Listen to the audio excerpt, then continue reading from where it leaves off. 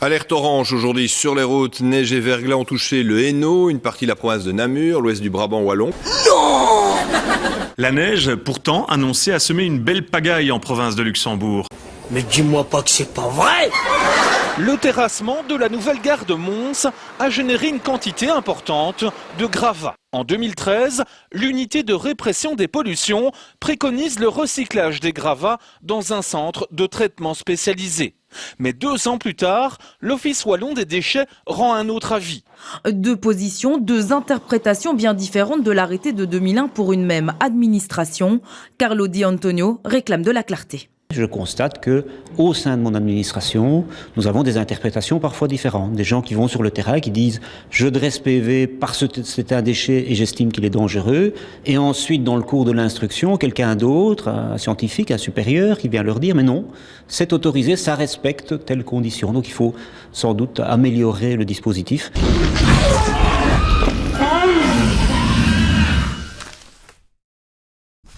Coupure générale de courant hier dans les communes de Rochefort, Beaurain et Houillet. 3500 ménages ont été privés d'électricité. Comme cela s'est passé dans de nombreuses communes liégeoises récemment, c'est une nouvelle fois la neige qui a endommagé les installations. Dès lors, notre réseau électrique est-il trop vétuste ou pas assez entretenu ? Pour les gestionnaires concernés, Reza à Liège ou Orez dans le Namurois, tous deux l'assurent, à chaque fois, ces intempéries était exceptionnel. Et donc ici, on est devant un phénomène exceptionnel. Alors évidemment, on peut ne pas en être satisfait. Une météo pas très sexy et pourtant tout à fait normale. L'après-midi, on est dans du positif, donc la neige fond. Le soir, on est dans du négatif, donc la neige reste au sol. On la retrouve le matin en se levant. Donc c'est pas anormal pour un mois de mars. Rire, c'est bon pour la santé, selon un dicton populaire.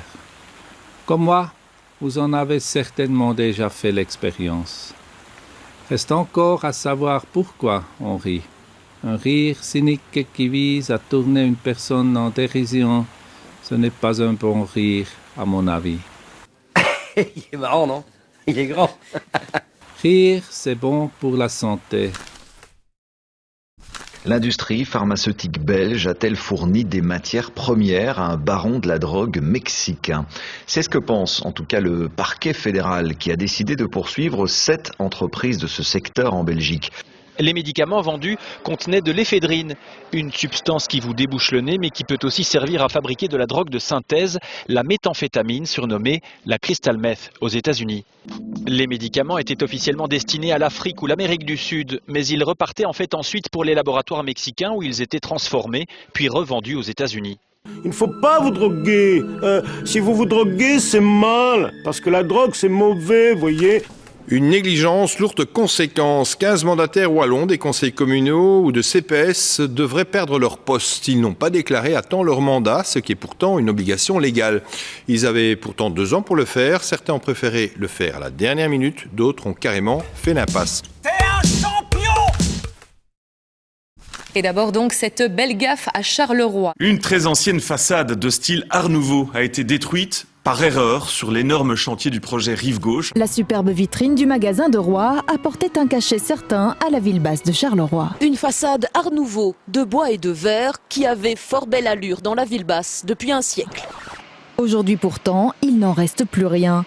Le magasin avait été racheté par le projet Rive Gauche qui ne devait rénover que l'intérieur du bâtiment. L'entreprise qui gère le gigantesque chantier Rive Gauche apporte une explication. À l'origine de l'erreur, une incompréhension entre les ingénieurs et un sous-traitant.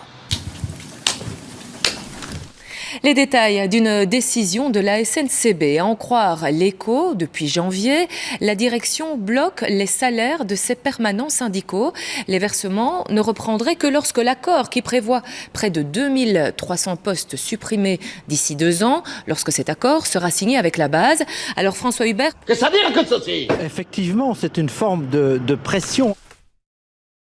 Sur le plan politique, l'opposition fustige le gouvernement dans le dossier des centrales nucléaires. Selon certaines informations, celles-ci ne pourront être mises aux normes antisismiques qu'en 2025, date annoncée de leur fermeture. C'est avéré, c'est une étude qui démontre qu'on ne fera les travaux pour mettre aux normes antisismiques qu'en 2025. 2025 nuance, hein, dit c'est un document de travail. Oui, d'accord, on verra bien. Mais en attendant, vous imaginez donc qu'on a pensé à un document de travail dans lequel on dit on va adapter aux normes, mais le jour où on fermera.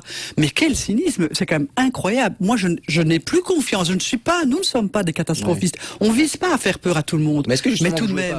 Autre église, entre guillemets, celle des pastafariens. Cette religion basée sur l'humour et la dérision regroupe quelques milliers d'adeptes dans le monde, dont quelques-uns en Belgique. Pour eux, Dieu est un monstre fait de spaghettis volants, eh oui. Et ces fidèles se reconnaissent à la passoire qu'ils se mettent sur la tête. Mais quand ils désirent la porter sur leur photo de carte d'identité, ça coince évidemment. Donc moi, je me suis présenté avec cette photo. Une demande, j'ai rédigé un texte. Cette demande a été envoyée au SPF intérieur qui a répondu que, comme ma religion n'était pas une religion reconnue, on ne pouvait accepter cette photo sur ma carte d'identité. Et vous n'oubliez pas ? Rire, c'est bon pour la santé.